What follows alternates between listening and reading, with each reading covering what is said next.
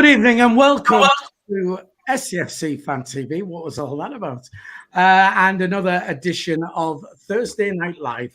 Joining myself, wee Philly. We have the Mad Mistake. Terry, I think you're off work. Have you had a good day? I have had a good week off work. A bit chewy, but yeah, it's better than being at work. All right. And also we have Jack Shields joining us again. Jack, you had a good day? Yeah, it's been all right. I've been to work, been a little bit chesty the last few days, a little bit of the winter sniffles, but I'm all right. 3 points on Tuesday night, so it's a little bit better, so that'll do me. Yeah, Karen's always chesty, to be honest, but that's another vlog. And especially on a Friday night. Yeah, we've been joined. Two drinks. We've been joined by Jack Dodds, who for tonight's channel we'll call Young Jack, so we don't get mixed up with Old Jack on there, who's not much older, to be honest. Jack, you had a good day? Relatively boring, but it's been okay. Is your day been? How are you, Phil? Has your day been all right? Not so bad. Busy day doing t-shirts. We'll just call him Jack D. Jack D. Oh well. We are available on the live chat because we are live. So if you want to join in the show, please feel free to do so. Derek Atkinson was first up there. Said Lee Johnstone forever, whoever he is. Also says up by Easter Las Palmas. Mackham is on there. Dan Humphrey as well. Robert Foster, Ian Donaldson, Jimmy, Will Allen, Alan Robinson, and Mick Griffiths, and some bloke called the Mad Mistake. Where I want to start before we actually delve into the game itself on Tuesday against Morecambe, I want to start with the flare which was thrown by the Morecambe fans, one of the Morecambe fans, into the North Stand. And even before I can ask the question, Terry is wanting in there. Well, Morecambe fans and some Newcastle fans. Oh, right. Okay, well, I wasn't aware of that. But the question I was going to ask was, should we put netting up like you see? I mean, when we was in Amsterdam doing one of our vlogs, we went on the tour of the Amsterdam Arena, and they have netting up in front of the away fans. Do you think that's a good idea to do that to stop things being thrown? We'll start with Jack. Young or old? No, I would have said young Jack if it was you. So, Jack. I think so. I think if we're planning on keeping the away fans there, it's. I mean, to be fair, I'm not going to have a go at away fans too much because I remember we did it in Newcastle away a few years ago in the Paulo Di Canio. I think we threw something, then it went underneath. It's not right.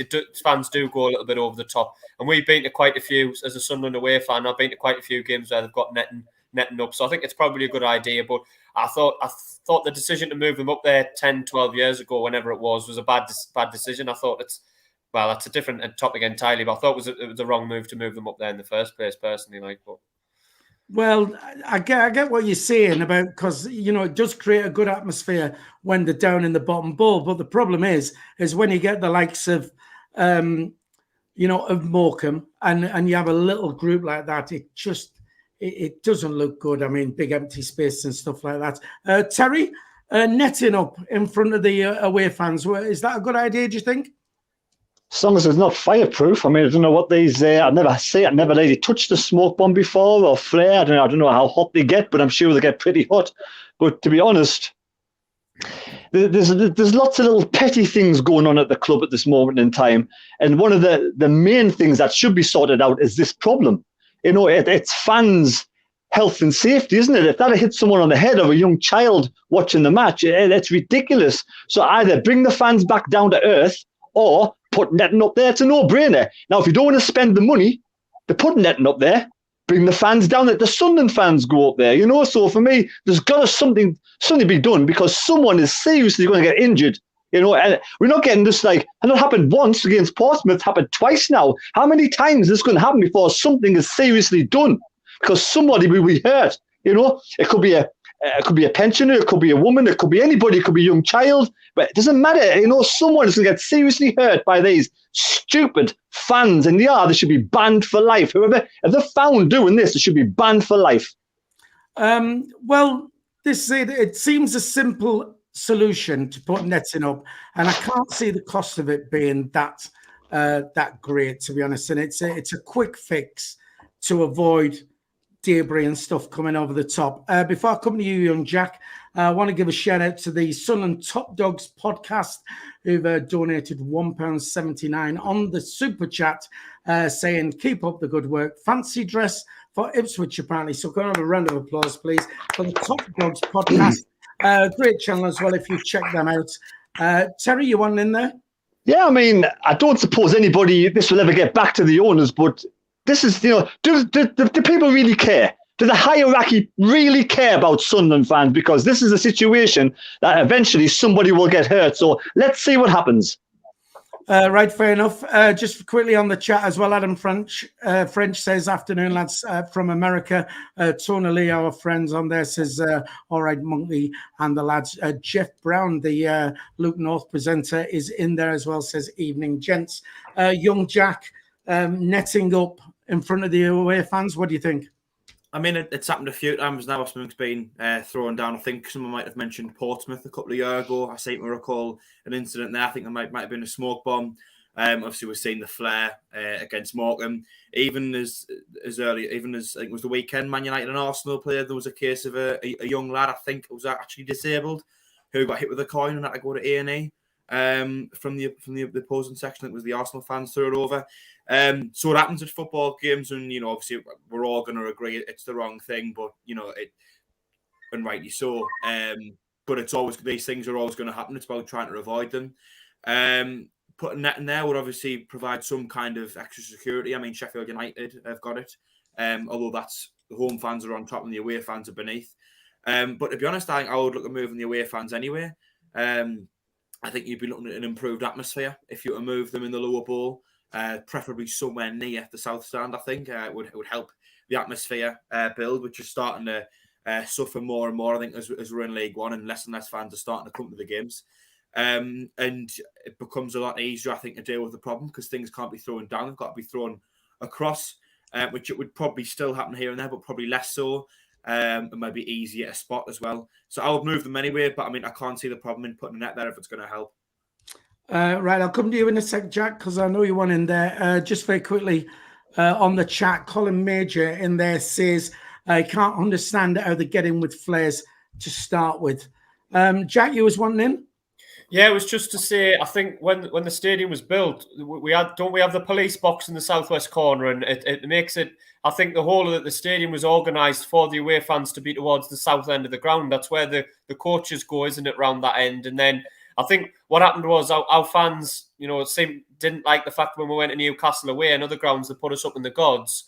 And yet when Newcastle and other teams come here, we give them a prime position. So I think that was a factor in it, kind of tit for tat, not just Newcastle, but other teams as well. But I think the whole ground was organised to have the away fans coming in and out towards the south end of the ground. So I mean, ideally, I sit in the southwest corner, but the southwest corner is probably the best place to maybe put them, or certainly along the south stand. I just think it's affected the atmosphere. I remember the atmosphere. I had a season ticket the first year when the away fans were there, and it was a cracking atmosphere, and then they moved them up then. I don't think the atmosphere has ever been the same. I don't know what the people watching or what the Terry and Jack think, but I think the atmosphere is nowhere near as good as when the away fans are in the south stand.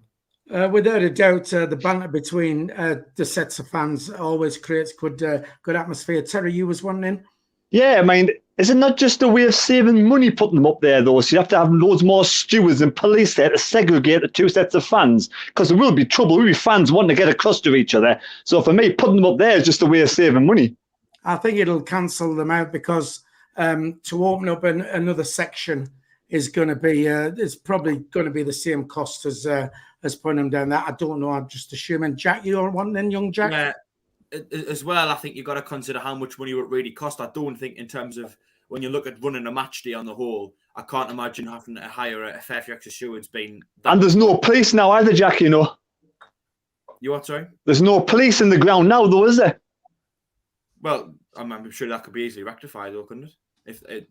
Is there no police at all? Costs a lot of money. I know, but you got to think how much extra would it cost when you consider how much money the players are getting paid and how much money it costs to maintain the stadium. Is the price of an extra few stewards really that much?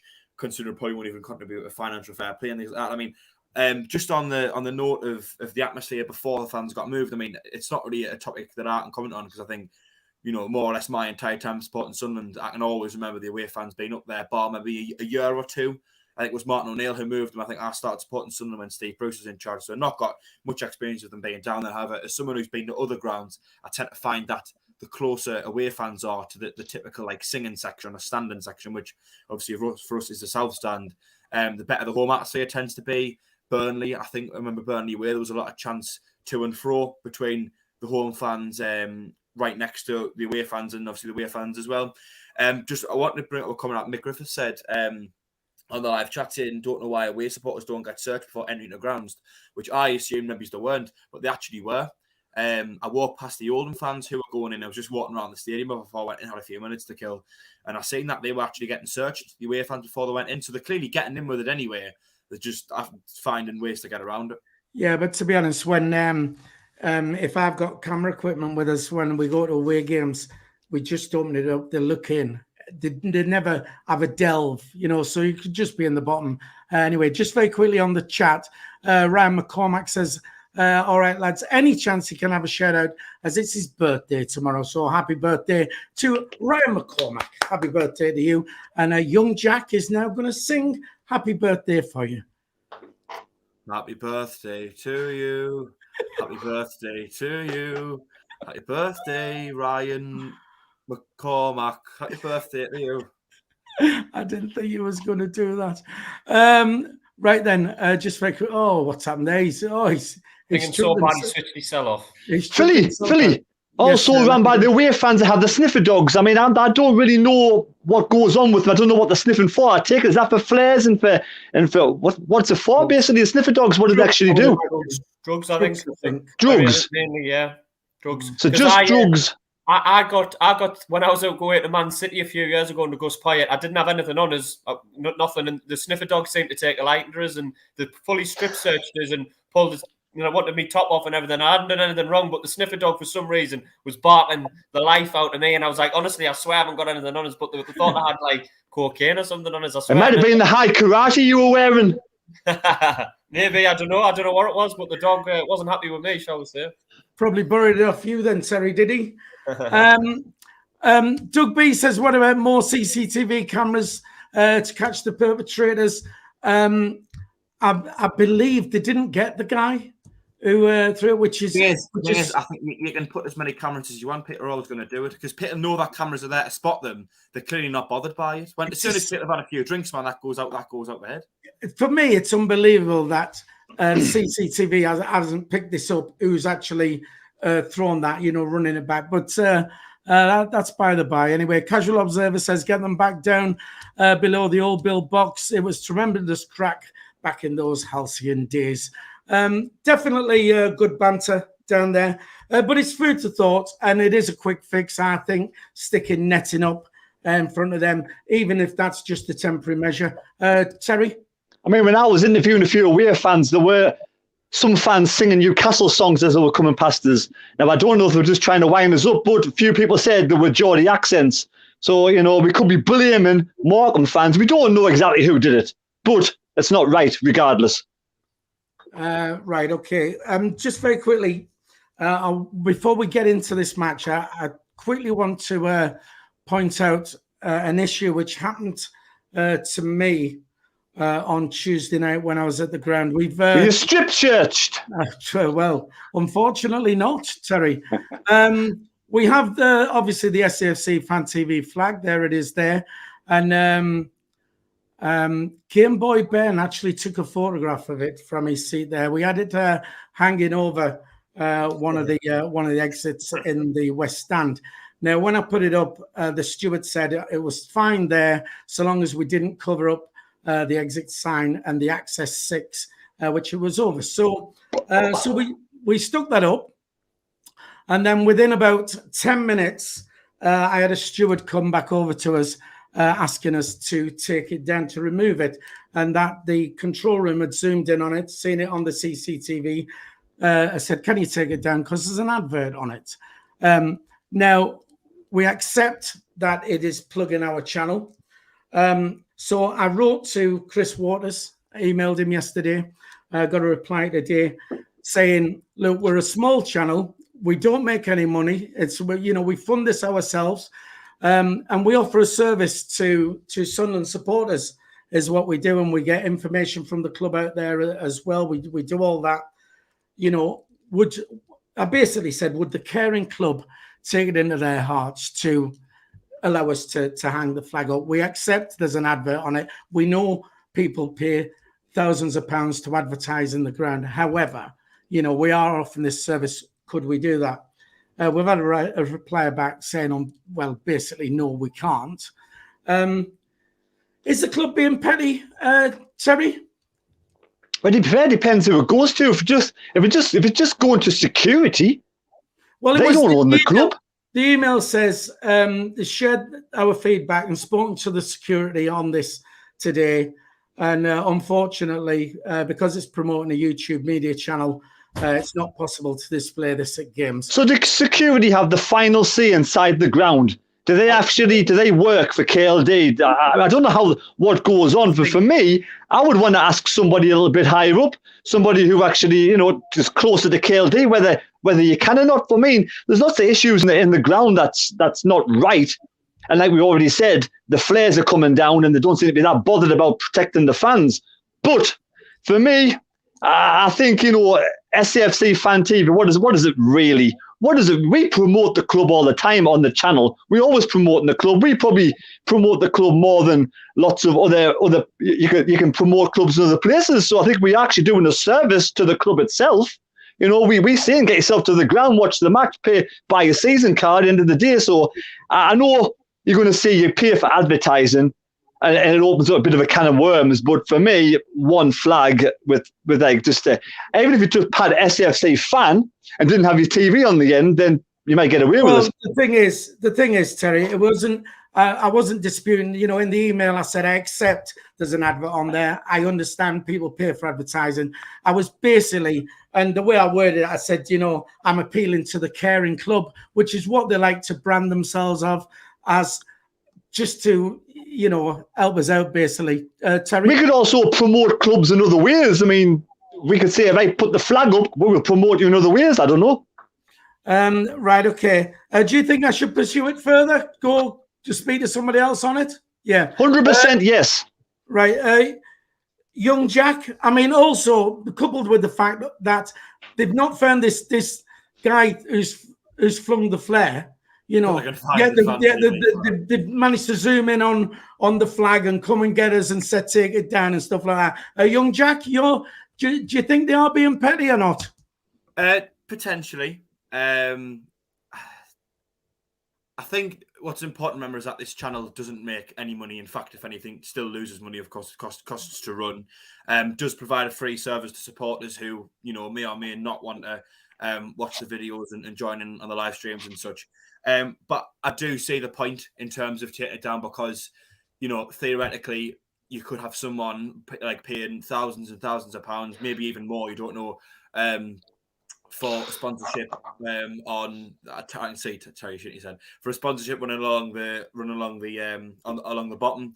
They can point the finger and say, well, hang on, how do I pay loads of money for my business to be advertised when they can do it for free? Now, I agree. I understand. It's a flag, though, Jack, and it's not a very big flag. You know what I mean? No, I agree. I do think that potentially it is a little bit petty and that maybe it's a step too far, or rather that there's bigger problems to deal with. For example, we've got fans throwing flares at away fans throwing flares at home supporters and stuff like that. But and I would love it to be pursued more, Phil. I think I would love it if the flag could be presented, proudly. I mean, we're gonna take it. We're gonna take it down to Arsenal. It'll be up in Arsenal, and stuff like that.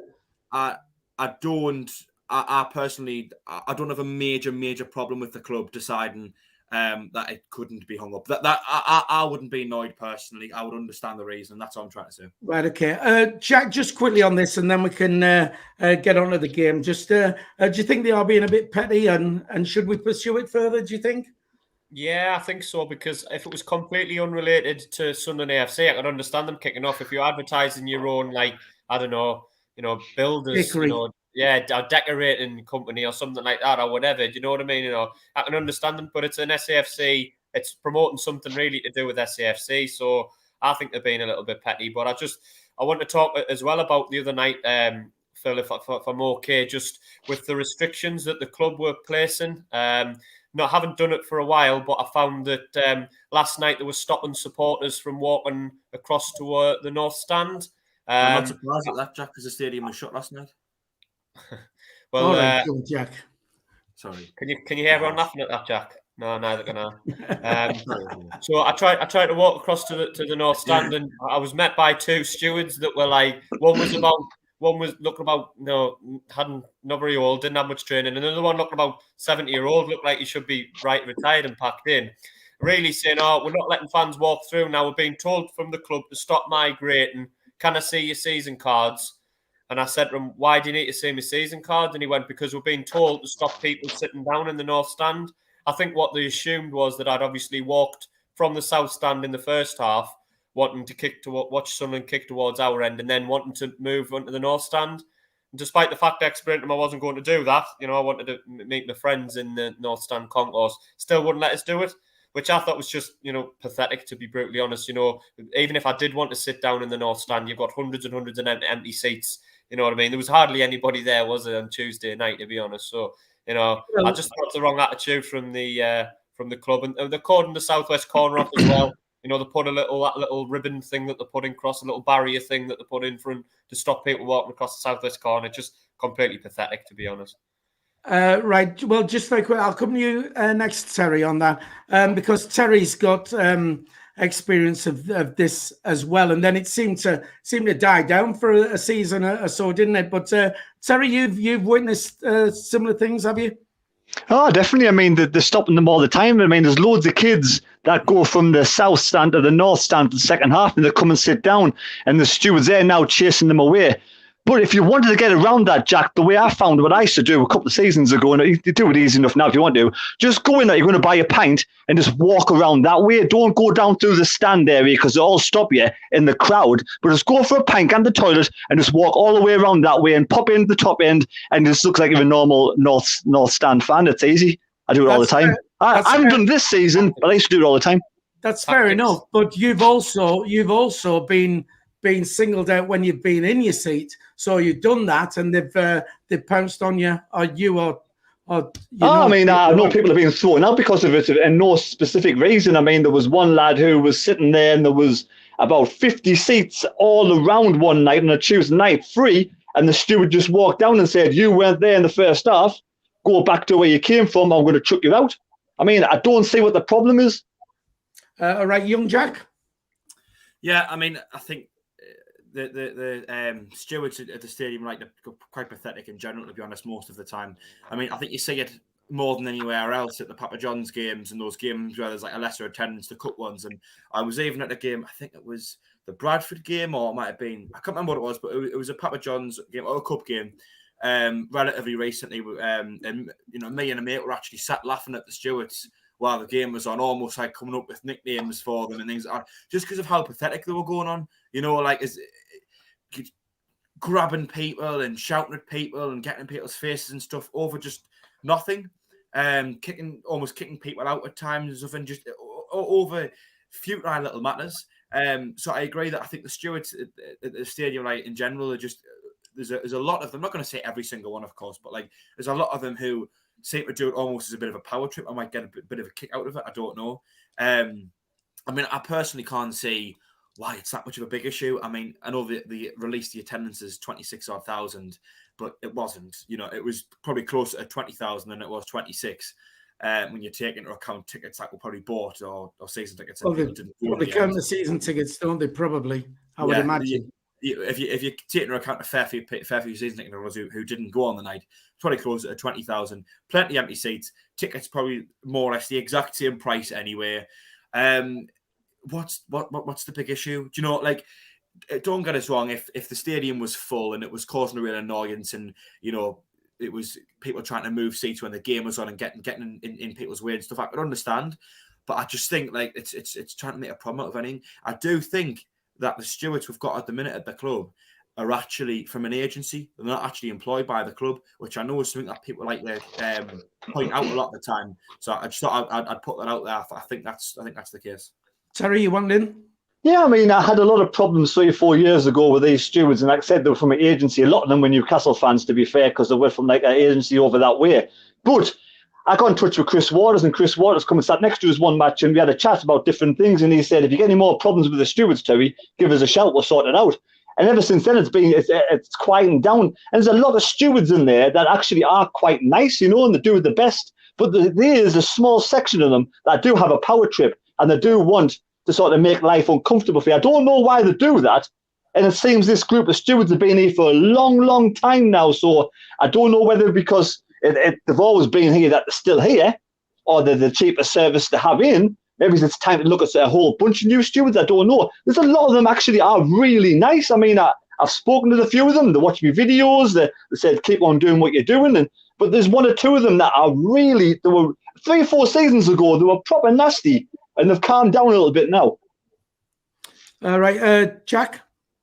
Yeah, a few people in the chat are saying, you're not meant to move seats, and I can understand if even though it was half empty, if I'd gone sat in a random seat in the north stand, if the steward had then spotted that I wasn't sat there in the first half and come up to us and asked to see me card, as in to prove you're a season card holder or your match ticket holder, I could sort of understand it, but there's no rule when you enter the stadium to say that you have to enter from the turnstile that is on your season card. There's no rule to say you have to go in the closest concourse to you. Most people do, because obviously if there's a concourse there, there's a turnstile there and it's quicker to get in.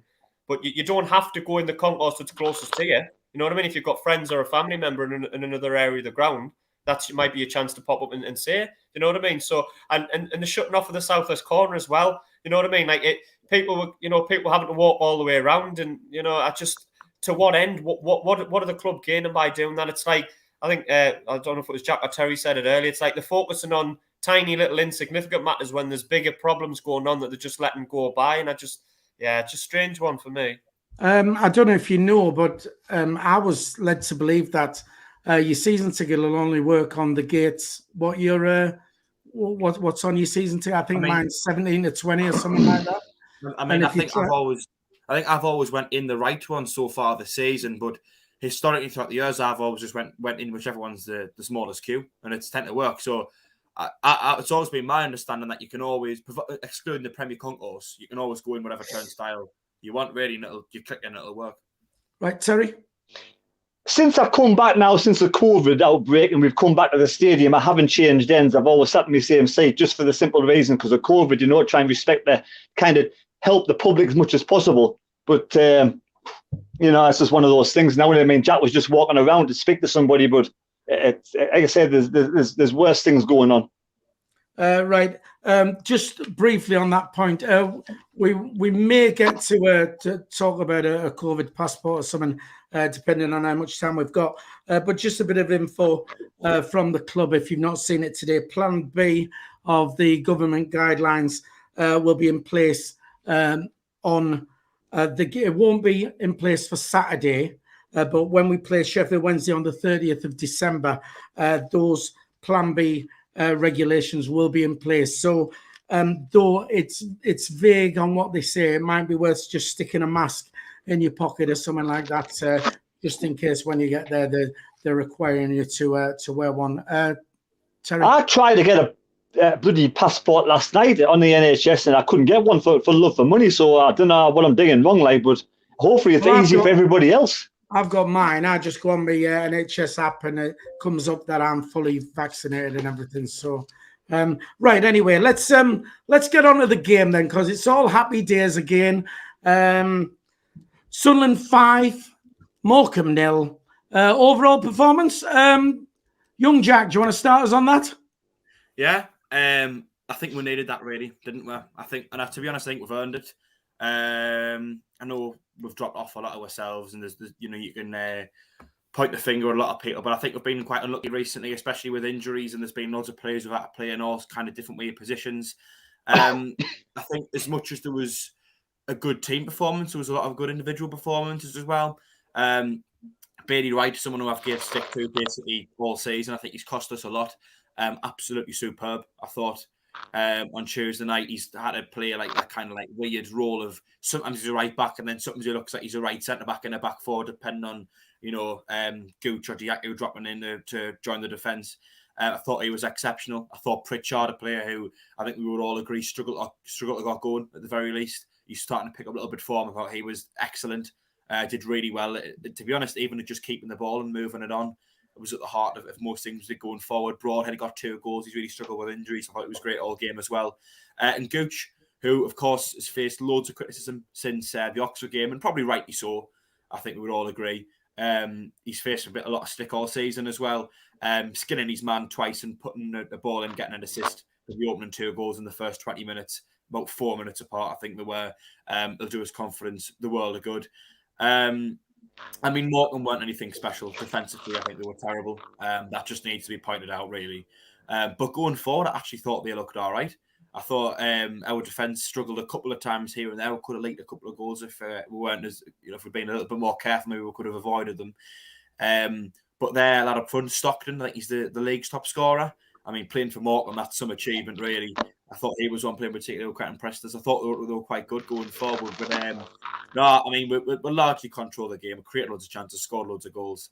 And on the whole, really, really glad. And 7 points out of if we win on Saturday, it'll be 7 points out of 9 from 3 home games. And everything will be looking great. Right, fair enough. Just very quickly, Tony Lee on the chat says biggest attendance of the season will be Sheffield Wednesday and having to show a COVID passport, envisage huge queues. Nobody's saying that a COVID passport has to be shown as yet, but we don't know which way. I'm sure it does, mind Phil. I'm sure by the 30th it has to. No, I don't think it is. Over 10,000. No, I'm sure on the website they're basically saying wear a mask on buses on the way in crowded areas and stuff like that. Doesn't, unless I've misread it, doesn't say about a COVID passport. Terry, 5-0 on Tuesday. You'll be all happy, and you was probably the one singing Lee Johnson's name because you've always been a big fan, yes? Right, let's not get carried away. Right? Let's not get carried away. Remember the last time we won 5-0? What was the next game? Anybody know? Wasn't it? 4-0 against Portsmouth, right? Until we can back this up with a good result against Plymouth, I'm not going to get carried away. I'm not going to knock the lads. It was a great performance, good attacking performance, but Gooch had the run of the show. Nobody wanted to mark Gooch. He basically just walked into the penalty box whenever he wanted to. There's your pass, get yourself in, lad. And basically, their forwards didn't want to score a goal, did they? They had 3-4 great opportunities to put the ball in the back net. This Stockton bloke, top goal scorer in the league, it was clearly offside. What was he doing? Was he teddy picking? He was 5 yards offside. He was looking along the line. And what? What's going on? Then he should have been level all day long. They should have easily scored 2 or 3 goals. Our defence wasn't great. It isn't a finished article, but it was a good result.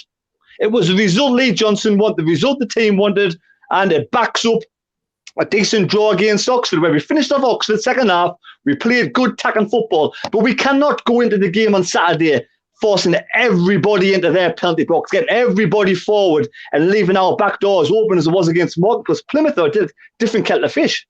We need to be careful on Saturday. Again, I'm over the moon with the result. I'm, happy days. I'm pleased for Lee Johnson on the side. It's a step in the right direction, but let's get the next game done first before we start getting all cock-a-hoop.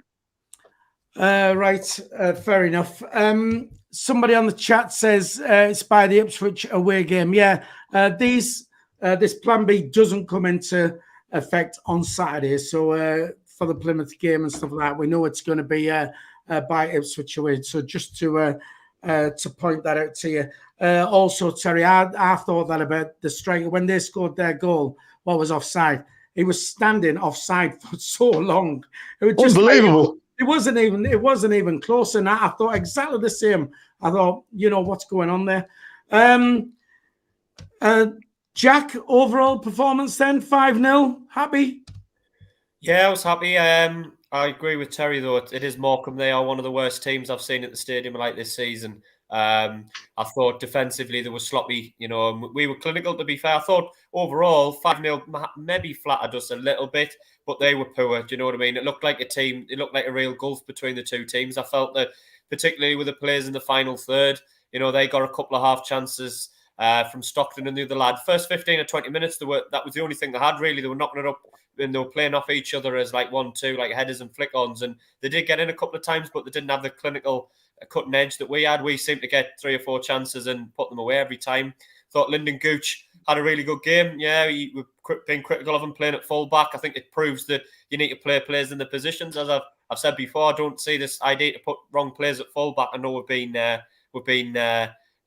injury prone a little bit, but I think you're playing him further forward. He seemed to keep his game simple for the 2 assists, beat his man and got the ball in. When Lyndon Gooch keeps his game simple and doesn't try to overcomplicate things and have too many touches, he's actually not a bad footballer. Good to see Ross Stewart get a goal. I think Ross Stewart was due one. He hadn't scored for a while, and I think any chance we've got of going forward, he needs to be banging them in again, so that might give him a bit of a lift. Broadhead was excellent. He's busy, he's quick on the ground, he created a couple of chances, obviously got 2 goals. Pritchard was everywhere, and I think that was the difference, really. The major difference was we had front 3 and 1 or 2 others that were really creating chances and putting them away, and that was the difference. Bolton got a couple of chances and didn't take it. But I agree with what's been said about, I think long term we needed 7 points from 9, so if we can beat Plymouth, we're in a pretty good position. That'll put us at 2 points a game as well. So I mean, were we good, Malcolm, just poor, Jack? I'll bring you in a sec, young Jack. I think a bit of both, to be honest. We played better, no doubt about it. We played better on against Morecambe than we did against Oxford.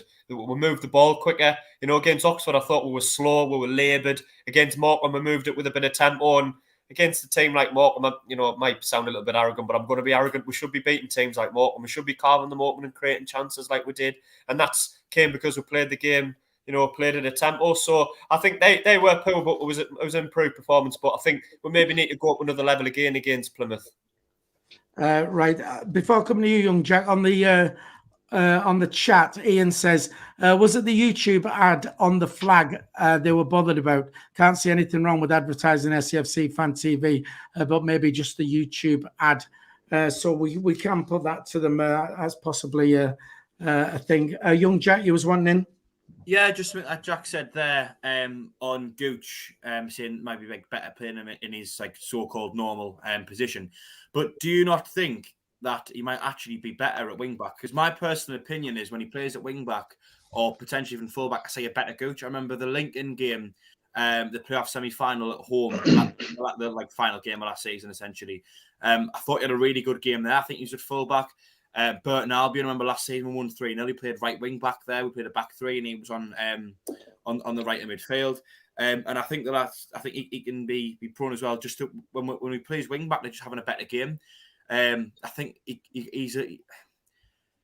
gives him a bit more time to think because he's not so close to that final third. He's not right in the action. He'll step away from it. I think it gives him an extra second or so, which Gooch does really need.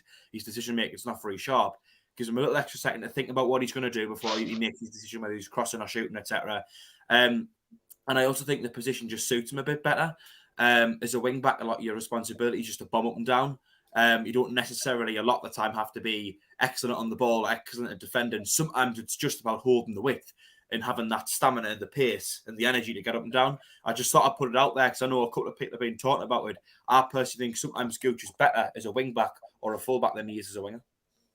Right, just very quickly, because we're getting different bits of information about this COVID passport. Las Palmas Macklin says passport has to be shown at any sporting event over 10,000, as we're saying. And then there's another comment down here, as soon as I find it.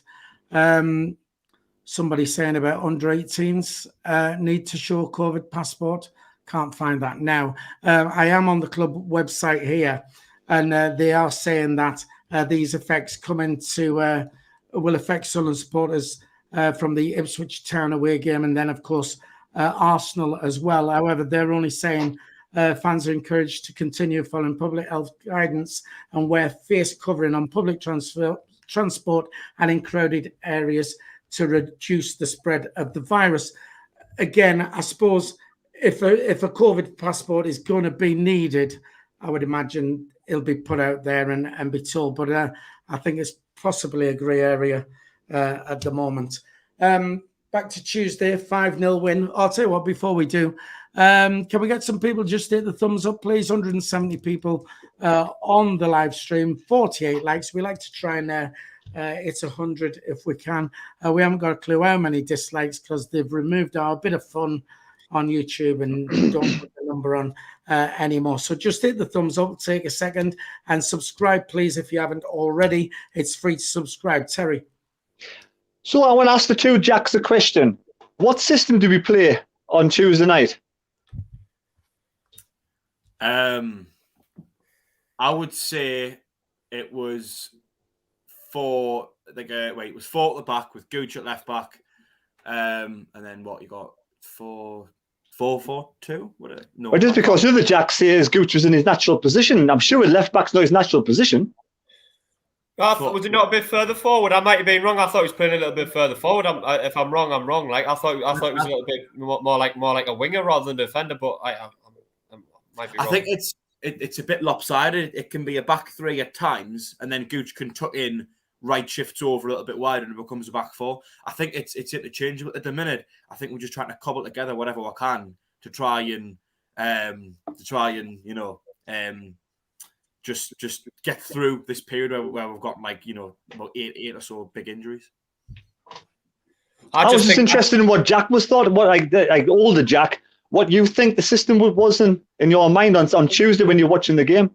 Old Jack. Well, I thought it was maybe like a 3-4-3 or a 3-4-1-2. I don't know. Like I'm not sure. I'm not because it depends on if you class the wing backs in the position as like a defense. Because if you class them as defenders, that would be like a 5.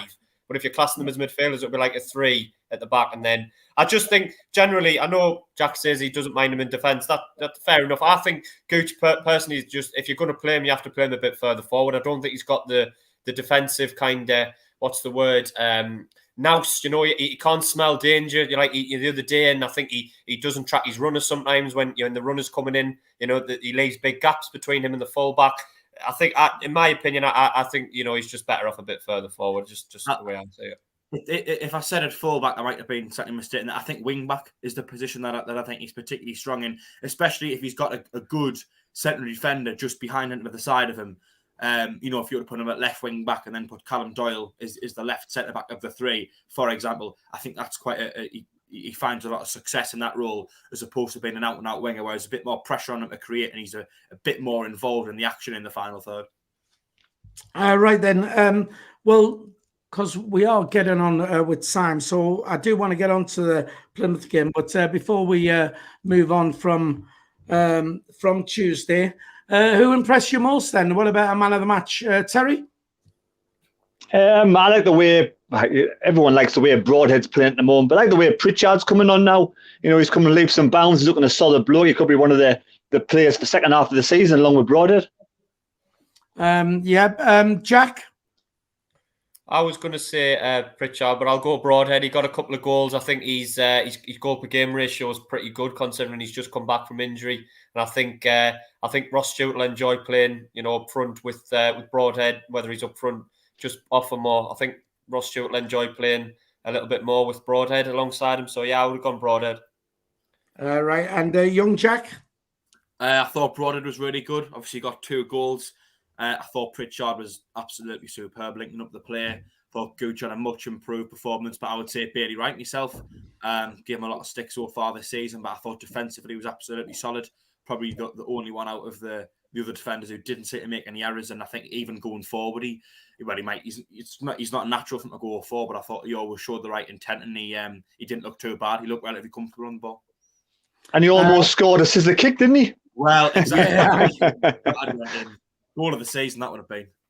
I'm liking Pritchard, and it's even more sweet because I sit next seat along from he's an ex-referee. Page, we'll give him a shout out, and I think he's well into his 70s, and he's not keen on Pritchard at all, and slates him all the time. So he's having to eat a little bit of humble pie. But it's nice to see him. It's nice to see him coming good. I thought Pritchard sort of edged it on Tuesday as well. Before we quickly move on to Plymouth, then Lee Johnson, I don't know if you heard the fans in the south stand there chanting his name. Is everybody sort of back on side with him, young Jack? Evidently Was you singing his name? Oh, I was singing his name, but evidently not, because a lot of people are still seeing the one Johnson out. I mean, let's be fair, we're playing Morecambe, a very poor side. Let's not get carried away with ourselves. I've never been Johnson out myself. There was a point in time when I think I wasn't quite bothered whether he went or he stayed. I probably would have edged more towards LG and then LG out. But I think I was Johnson in before this game anyway, to be honest. There's still going to be a lot of people wanting him out, and fair enough, it's all about opinions. But I just think with the injuries we've got at the minute, and a lot of players as well underperforming on their own personal level that Johnson can't do anything about, a lot of individual errors and mistakes. I think he's done a good job the last few weeks just to cobble together a side that can cohesively play football and pick up some results. We have had some decent results, couple of wins, few draws. Obviously, not all of them's been brilliant. But no, I thought I'm Johnson and myself. I think he's doing a good job, especially the last few weeks. Right, just quickly before I pass this around, because there's a bit of info you lads might know. Anthony Perth on the chat says, does anyone know why the Doncaster tickets have been removed from e-ticketing? Jack, you go to all the away games. Have you got your Doncaster ticket? Are they sold out, or because that's what normally happens, isn't it? Once they're sold out. It depends. Sometimes they do a thing whereby they put a certain amount of points can apply to a certain amount of time, and then they shut it and then open it back up again. So I don't know. I can't say for certain, but I know sometimes they'll shut it down for a bit until the next stage opens for 10 loyalty points or 20 loyalty points or whatever. That makes sense. Right. Okay. I'll come on to you, Terry. Then with the Lee Johnson fans chanting his name, there was. I heard a story about when he actually came out of the tunnel at the start of the game. He was waved over to the section of the crowd where he'd previously got the abuse from. That's that previous game, and apparently they were all applauding, fist bumping him. And is it a silent majority? That because I still think the majority still want him in, so they were sort of showing the support for him. Do you agree with that? Do you think it's a silent majority? It's the vocal minority. Okay, I think when you're at the ground, I think you should support your team and your manager regardless. At the end of the day, they're there trying to do the best possible for the team, for the club, for the fans, and nobody wants to lose. Nobody wants to lose. I mean, I was forced to get off the fence the other week, and I said, Lee Johnson in. I think if you get 7 points, or even 5 out of 3 games, Plymouth's going to be a difficult match. We want to win against Plymouth, but a draw against Plymouth wouldn't be a disaster, would it? Let's face it. But, it's nice to see the fans chanting his name. That'll do his confidence the world of good. And hopefully, he'll sort of get the players as well. The confidence will be going up. We need to go on a run. This streaky thing, it needs to be a streaky win run or unbeaten run for a good period of time now, because if we want to get promoted top 2, we can't afford to lose many more games. The thing is, Terry, right? When we're going to losing run, everybody wants to chuck this streaky label. Yeah, it's different between losing and the performances were terrible, weren't they? When we're winning, nobody says, "Oh, streaky, he's on the winning streak." And exactly, all that. The streak works both ways. You have good streaks. I don't believe in the streaky shite. End of the day, I think it's just coincidence. I think that's the way it goes. I think you can't tell me that's the way it's always been. I think it's just pure coincidence. People pick up on things and they take it to the other side of things and they keep on going. But I think, to be honest, we all want Lee Johnson to succeed, whether we like him or not. It's not my choice to be manager, but I don't own the club. But I'm not gonna go to the ground and shout things at him or boom or whatever. It's just not what I do. If other people want to do that, they pay the money. It's up to them, but it's not what I do. So I'll always support him, whether he's my choice or not. It's just that really bad run of performances where the team didn't seem to be playing for the manager.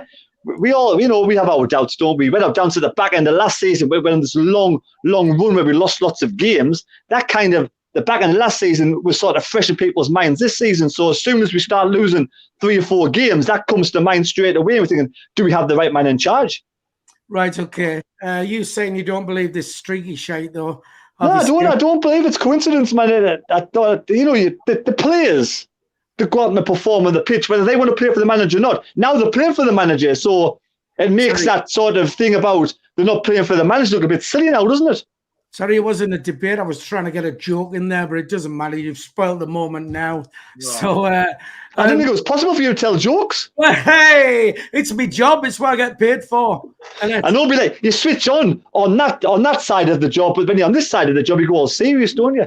Yeah, well, this is me. I'm not the person on stage. This is me. Song there somewhere. All right, Jack. Just very quickly. Oh, hang on. Before you do though, when I find it on the chat. Yes, Steels Mick D says the people who want Lee Johnson out are the deranged who think that Big Sam is coming back. Just quickly, Jack, because I want to then go to the other Jack, young Jack. When you was wondering. Yeah, I think a lot of the time it's just what happens in this league is that teams go on good runs and they go on bad runs. I mean, in the now, over 3 seasons we've been in this division, can we honestly hand on heart say there's been any side that's had a season without a serious blip or two? I mean, even in that first season, who was top of the league? I think it was Portsmouth the top for a while. Then it was Peterborough, and then in the end it was Luton who went up top. Because teams just drop off and they pick back up again.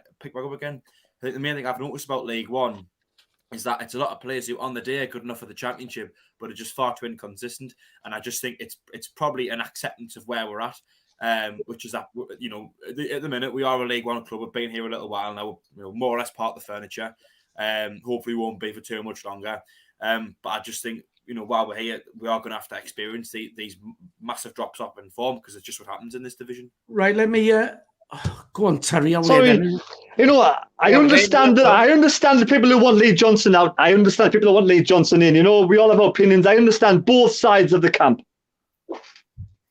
Right. Okay. Yeah, right, yeah. Jack. Right, Jack. Were you singing his name? And is it the silent majority that actually want him in? I think there's maybe more don't like him than you expect, to be honest. But winning a game 5-0, no one's going to complain. That shuts everybody up, doesn't he? Everyone that doesn't like him can shut up for a bit. I think, personally, a manager's judged on results. People call him streaky, but other than the top managers, I think to a certain extent, all managers are streaky, aren't they? Other than, your Guardiola, your Klopp, your Tuchel, maybe, your big top-level managers. I think all managers are streaky to a certain extent. Maybe Lee Johnson slightly more than most. But I think at the minute he needed results desperately. We had a wobbly October and kind of November. We had some poor results. And he needed some results desperately to hang on to his job. And since then, since the international break, we've played 5, we've won 3, drawn 2, 11 points out of 15. If we win on Saturday, we're at 2 points a game. That'll put us at 42 points from 21 games, which is 92 over the course of a season. Most Sunderland fans, if you offered them 92 points at the end of the season, would all probably take it. It's more than likely going to mean automatic promotion. So he's on track. I think he's not doing a brilliant job. We're not coursing the league, but is he doing such a bad job for him to deserve to be sacked at the minute? No, I think you're going to give him January. We need some players in. Desperately need some players in, and give him January to maybe put a bit more of a stamp on the squad. And I think no cup games January. Hopefully, we will be out the cup. Arsenal are going to beat us. Let's be honest. So right through to January, through to the end of the season, have a real good go at it and get promoted. Well, we've got all those players still to come back. But we've got all those players still to come back from injury. Well, Hume, O'Nien, Huggins, Evans are all players who are probably going to be back before probably about February time. I think if we can keep those 7 or 8 players-ish that got injured, if they can get back fit, I think we're going to continue building on this and maybe even bring some new faces. And in January, we could be a force to be reckoned with those last few months of the season. Thanks, young Jack. Right, we're going to get on to Plymouth. Sorry. I think, considering he's doing a great job, considering all the injuries we've got and all those fits, we'll have a better team. Right, just very quickly, Plymouth on Saturday. For anybody who doesn't know, and Dean Wood was asking, has Ryan Lowe been sacked? No, Ryan Lowe has left to go and manage Preston, and they've announced that Stephen Schumacher, who was his assistant, has now taken the manager's job. So the question I'll quickly put to you, does this make our job even harder, a la when Charlton got rid of their manager, we played them, they come and beat us. Players play harder to impress the new man in charge. Now, I know Terry doesn't agree with that, but Jack, Is it going to make our job harder? Are they going to play even harder than they would have done? No, I don't think so. I think the Charlton situation was a one-off. I think it was evident they didn't like Nigel Atkins, and I think that's why they lifted the game. By all accounts, from what I'm reading from the Plymouth fans, they were absolutely gutted that Ryan Lowe went. I was reading on, I know you shouldn't really judge social media as a fan base, but they seem to be really gutted that he was gone. He's done a pretty good job there. I don't think the Plymouth squad, I think there's always a team go off pretty well every season and then drop off, and I think this year it's Plymouth. I'd be surprised to see them even get in the playoffs, to be honest. I think they've gone off like a house on fire, and don't get us wrong, it'll be a tough game, much harder than Tuesday night, but I think that will affect them. I don't know. They've had 2 long away trips this week, Phil. They've had MK away on Wednesday night. Massive long trip from Plymouth right the way up on Saturday. We, hopefully a little bit fresher, haven't done travelling, confident. You know, they're on a bad run. We're on a pretty good run. Everything's pointing towards us winning, which is why I'm not hugely confident, because when everyone's confident with Sunderland, we usually throw a spanner in the works. But I don't think it makes a difference. I think, if anything, it makes our job easier than harder. Right, just very quickly, because I'll tie in the next question then with you. So, Jack, would you take a draw? On Saturday, no. I would want to win. No. Right, okay. Young Jack, keep it brief. Does it make our job harder? And would you take a draw? No, I wouldn't take a draw. I do think we need to win.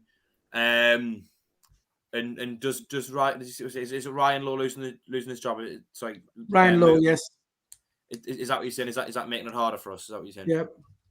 I don't know. I mean, I think if anything, might make it a little bit easier, because you know they're on a bad run at the minute, and without the manager they've had, who's brought a lot of success, maybe he's a little bit lost. I don't know. I don't know a lot about Plymouth, so I think I would be. I'm a bit ignorant, to be honest. I won't comment. I don't know. Right. Okay. Terry, just quickly, is it going to make our job harder? Are they going to play harder for the new man in charge? And would you take a draw?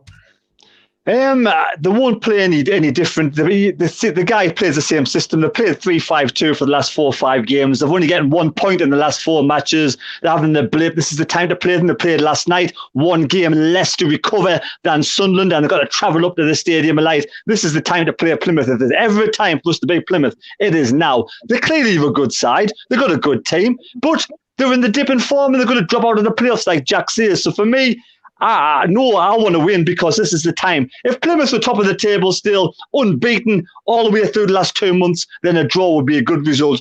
A draw wouldn't be a disaster, but we need to get 3 points on Saturday. We really do. Right, okay. Wigan won last night, and Plymouth drew. So Sunderland in 4, 2 points off top. Before Terry, get your whiteboard ready, because I'm going to come to you now. 84 likes we've got, so 16 people. What? There's no need, Phil. There's no need. We'll play exactly the same team as we played last night, and exactly the same team as we played against Oxford, barring injuries. So there's no point. Exactly the same team. You don't change the team after you've won 5. Sorry, your whiteboard, man. Everybody loves the whiteboard. They do, but it's exactly the same team, Phil. No changing. Okay, then. Fair enough. Right, just very quickly then. If we can get 14 people to hit the thumbs up, that'll get us to 100.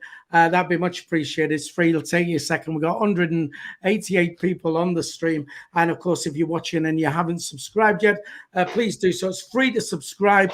Just hit that subscribe button. And a massive thank you to our friends, Marianne and Carl Taylor out in Boston, Massachusetts, who've donated $5. Can we have a round of applause for Marianne and Carl? Says, hi guys, it's snowy in Boston, and they're going for a 2-1 win against Plymouth. Let's get a prediction from you all then, and then we are going to have to shoot off. I'm going to start work early tonight, with it being Christmas drinkers and the like. Terry, prediction for 3-1 home victory. Oh, confident. Jack Dodds. 2-1 Sunderland win. 2-1, and Jack Shields. 2-0 Sunderland for me. 2-0, nice clean Phil, sheet. there's no point you doing a prediction, because I know what your scoreline's going to be. 3-1. 3-1. What's the point of you doing a score prediction? There's just no point. It's the same regardless who you play. Liverpool away, 3-1. Brazil, 3-1. It's the law. Spenny Miller at home, 3-1. It's the law of probability. It's gonna come good one day, innit? So we even won 3-1 this season. I don't think we have. Yeah, we have actually. Saturday we will. So I'll go 1-0 Sunderland. All right. Even though I want to go 3-1. Oh, God. Don't let me change your mind, Phil. No, it's all right. I feel peer pressure and all that. I feel a little bit bullied, to be honest. Right, listen, thanks for joining us, lads. We will be back on Sunday for an edition of the Sunday Bunch where we'll discuss beating Plymouth and going top of the league, sitting pretty. And once we're top, it'll be very hard for the Lee Johnson out people to be vocal then. Jack, just say bye to everybody, will you? See you later, lads and lasses. Young Jack, say bye. Bye-bye. Bye-bye. And Terry, are you going to sing us out? Happy birthday to you. Happy birthday to you. Happy birthday, Ryan. Happy birthday to you. Jack Dodds, that's how you do it. I thought you was going to sing happy birthday to me. Is it your birthday, Phil? Tuesday. Oh, Tuesday coming up. All right. We'll sing then. I'm going to be hammered. On Sunday. Yeah, all right. We'll do that then. Right. Thanks for tuning in. We'll be back on Sunday. Good luck to the lads on Saturday against Plymouth. See you. Ta-ra.